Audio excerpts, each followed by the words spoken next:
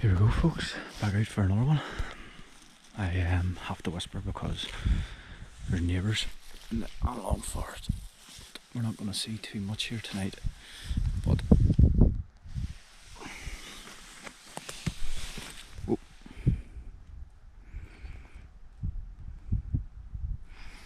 There we go. Out in the hammock tonight on my own. Big stew boat has family commitments, so out my own. Got the Underblanket, hammock, just a normal sleeping bag, and then 4.5 to 3 metre tarp, I think it is, off in DD.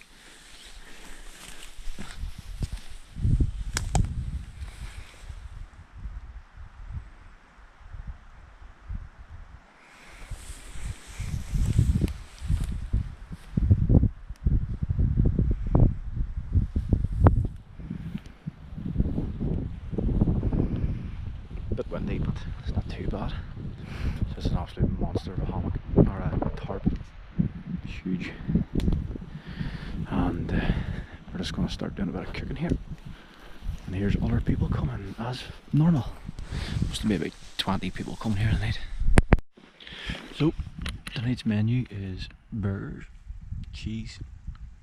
That's for tomorrow's burger. But this is a cheap GoPro case. Wearing this clips in it now. So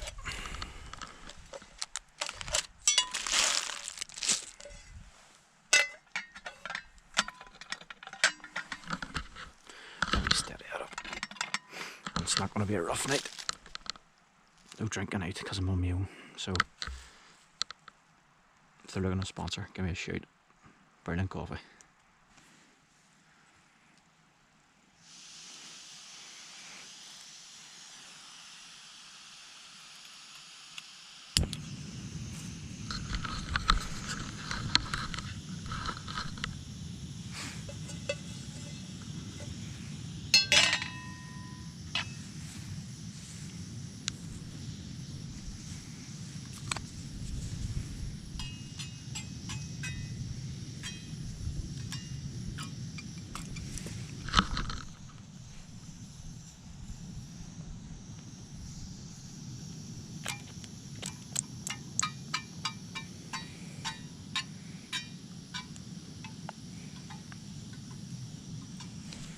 Yeah, Laplander.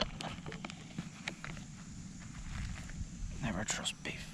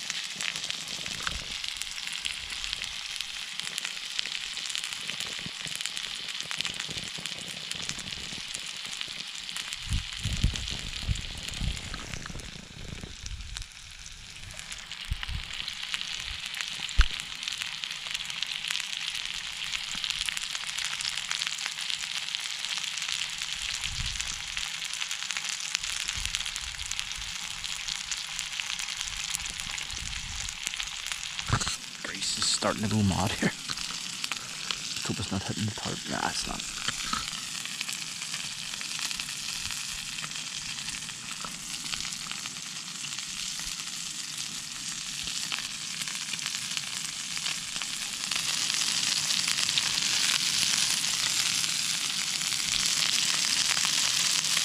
Ooh.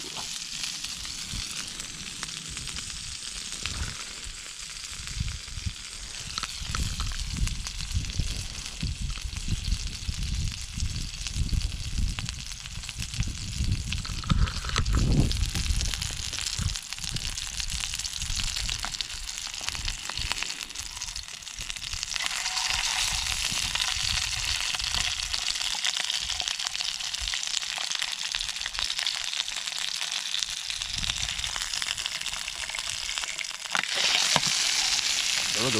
Yeah, it was going to happen.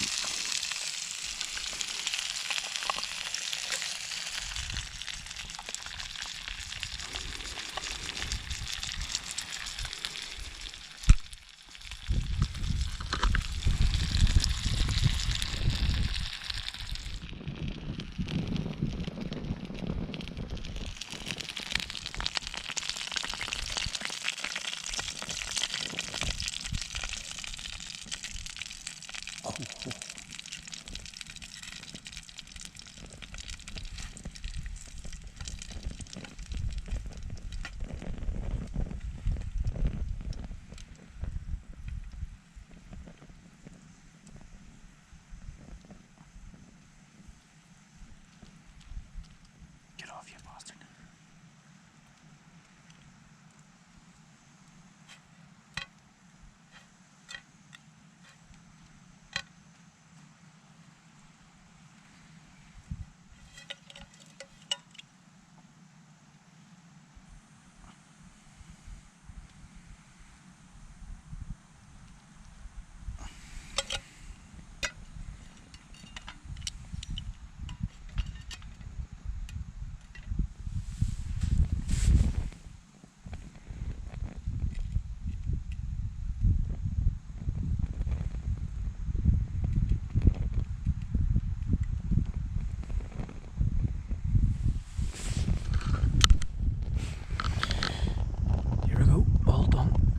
Infused, sorry, Laplander or Bacco, one of the two.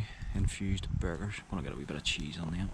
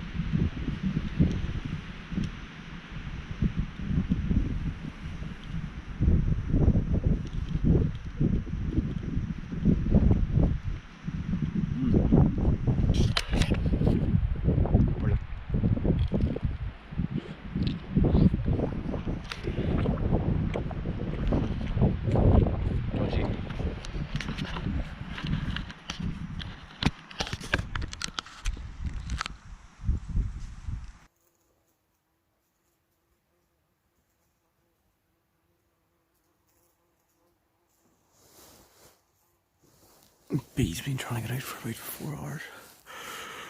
20 to 9. I'm usually up for 6:30. Absolutely comfy as anything. Brilliant night's sleep.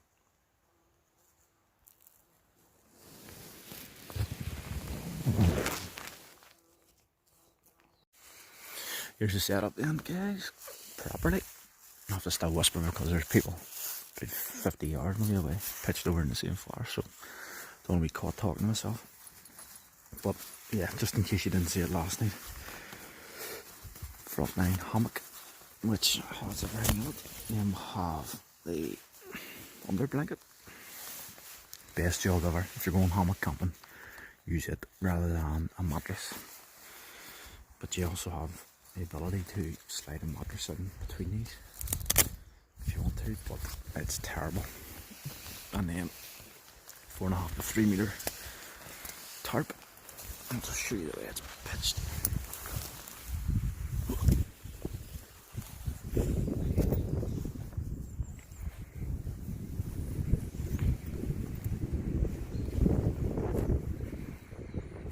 It's us. And then just over there you've got the blue tent squad. So that's starting to come in now, but I sort of had this pull in a good bit. Just left the middle out. It was a dream, absolute dream. No wind whatsoever. A bit windy now, but as expected. I think I'm just walking over my own piss, as I've done earlier on. Tarp is a whopper. So you're well covered in that. I think it is 4.5, there's there.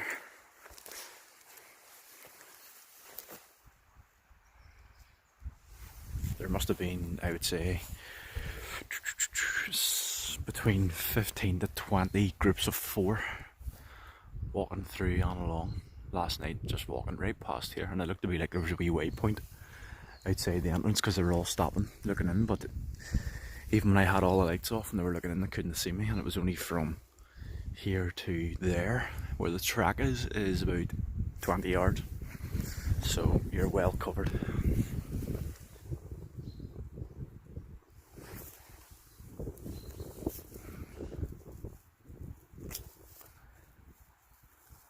That could have got high if I knew that was there last night. So yeah, cracking morning. Gonna get everything broke down. Just gonna stuff everything away because I've overslept. It's 9:15 now. Usually up for 6:30. Usually home for this time, so I'm just gonna stuff everything in the rucksack and I'll sort it out when I get home. But cracking morning.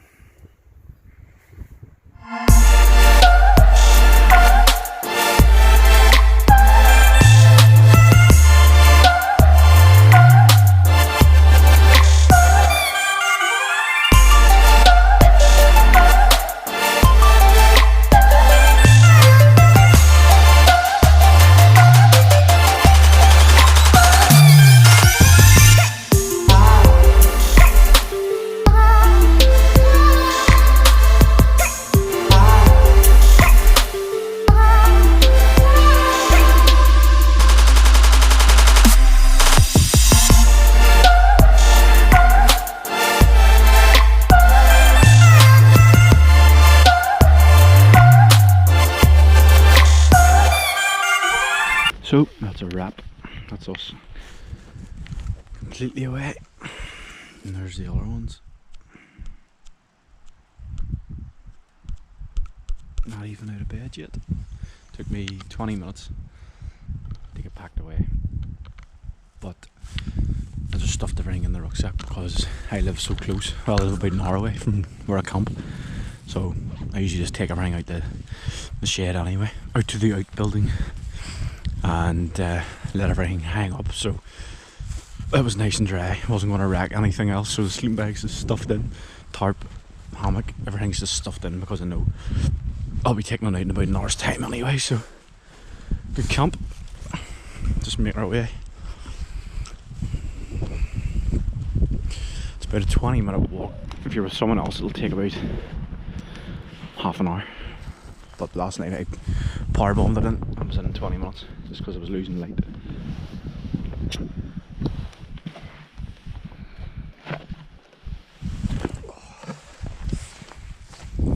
That's us.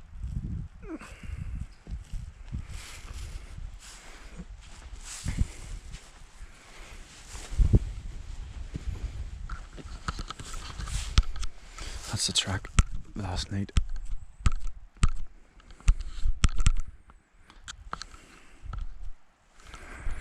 That's the track last night. A lot of people would have been walking up and down.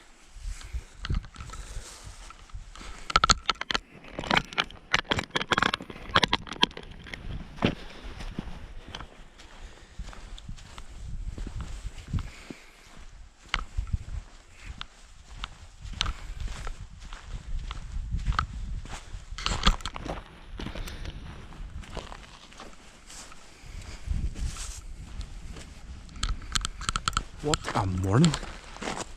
It's a cracking morning. That's the views.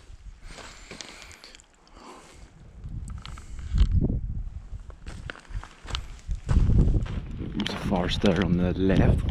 Just in there, it went far years ago. But it's always had problems with fires. You get a load of louds coming, the plastic bag squad. They just come in with their fucking pop-up tents, 60 beers each, and then they just start burning their own seats and fucking plastic tables and everything. So yeah, part of that forest was lost, so it'd be good to see if they actually done a bit of a replanting scheme. be a long-term thing, but we could definitely go in and clear it out and then replant with new trees. See the forest over there. I want to try and hammock it maybe next time. But yeah, it's sort of broke into two forests. When you're walking along that track, that would be the second forest, the one we were at. Just you can see the green trees. It's down to nothing now really, but when you're in it's actually quite big. This all used to be forest land, and then you've all these that were burnt. And then you have that's basically the first forest is what we call it. It's the first you hit when you're coming in from Carrickliddle. I've never camped in it. It's looks a bit spookier. But cracking day, that's the track there. But go up quite a lot if you're leaving Carrickliddle. You just follow the wall straight up and that leads you up the Binion. We actually camped on that ledge. It's basically right in front of us here. We camped on it. It was, I think it might have been the first time I took the Solo out. And then if you continue up that track, that'll eventually lead you around to Donard if you go around to the right, or if you go around to the left, it'll lead you up the Blue Lock and you can head over to Lamigan over that way.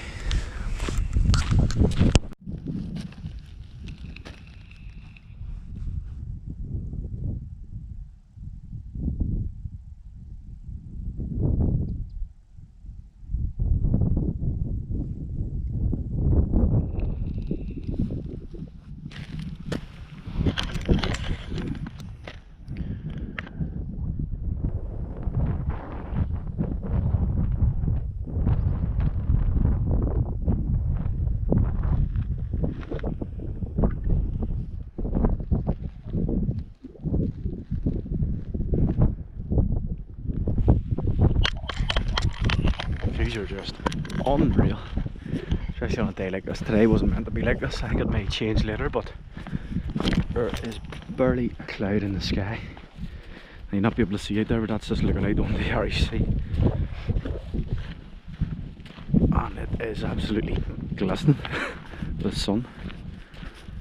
So you just gotta take your chance when it comes along. I think when you get the time to go away camping from your family, just take it. I was out my own, still good crack, and it was a good night and I feel refreshed now. And a camp always helps me, I think, for work as well, keeps me concentrated, as strange as it sounds, but it sort of resets my whole sleeping pattern. So if I can get out every 2 weeks or once a month even, then that helps me massively. The heart of the mornings.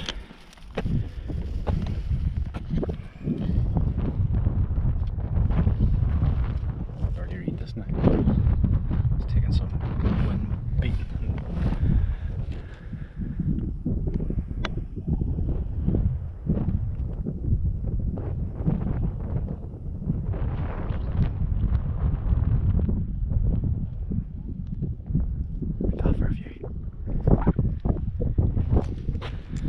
Back at the gate. I would say that took 20 minutes, 25 minutes.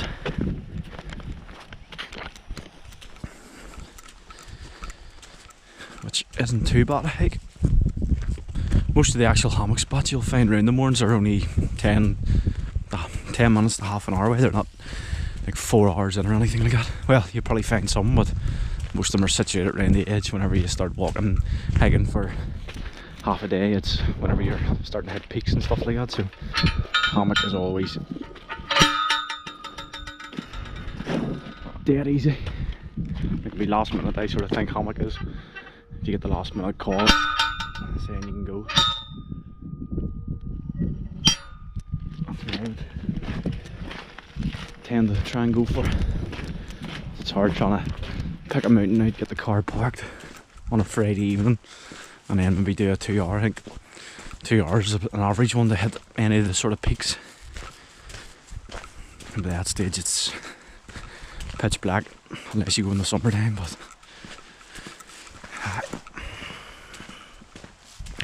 actually ticking off the summits right now. I have the map of the moorings up in the shade, and any time I go for a camp and go for a walk or whatever, I usually just mark C for camp, W for a walk, and it means you can sort of pick out then the ones you haven't been on. So We want to do every mountain in the morning. I haven't got a completion date, but just want to try and do that. My wee lad's 3 and he's always asking about going camping. He's been camping us before. Just car camping is what I'd say. We take the bell tent and the rings out of the car, but anytime I go and I mention it to him, he's always asking. So I would say by next year when he's 4, me and him could do a wee bit of wild camping, which it'll be good. Even though he's a complete chatterbox. So we're about 5 minutes from the car and then I am hitting the road. That is stinking. Slurry. Hitting the road and I should be home for about 11. Here we are, back at the car park. Probably got 20 cars in here, I would say. Just a wee honesty box there, you pay a favour and you can leave your car overnight. So that's what I do. This is the view from the roof of the car. Imagine if that was your house. That small one right here is being sold off as a building site. 12 acres of land. Like, who wouldn't want to buy that?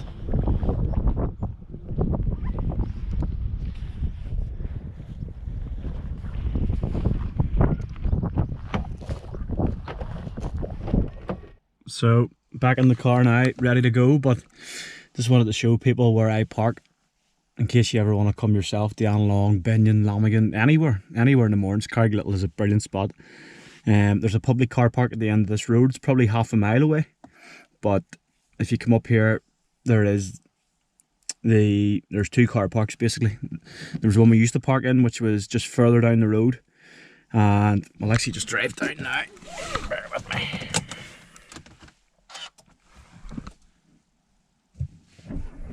Still starts. Oh, beep. So yeah, this is the furthest one. But there is toilets there if you're ever stuck. And there's a wee box there you just throw a £5 in, or £3 if you want to camp or stay during the day. Which is still a good option, but it sort of cuts out this entire road,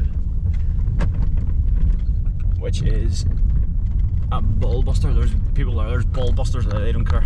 They want to save their £5. I guarantee if they didn't know about the car park and they seen it and realised it was only £3, they would definitely park in it.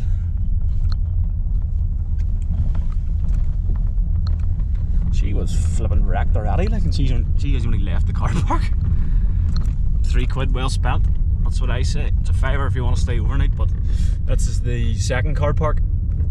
So, as you can see, you're missing out all this shitty road. And there's about 6 dozen kids there. Probably the same ones from last night they were walking past. There's another car park there, so you have 2 choices. There's the second entrance, just a house. You always see the diggers sitting about.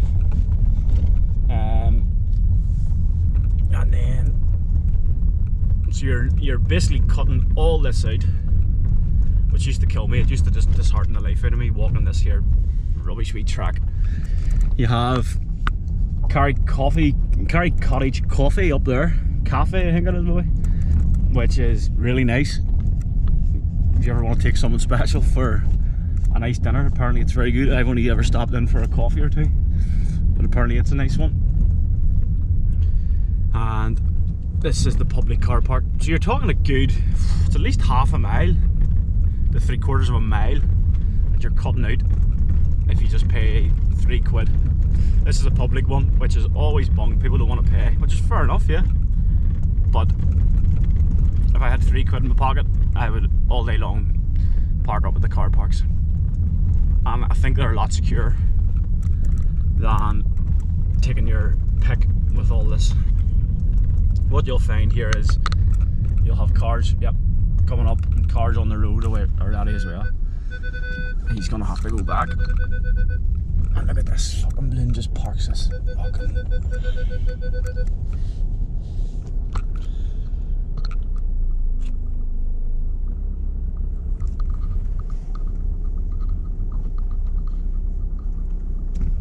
So you have cars at both sides in the car park, and even coming down here as well.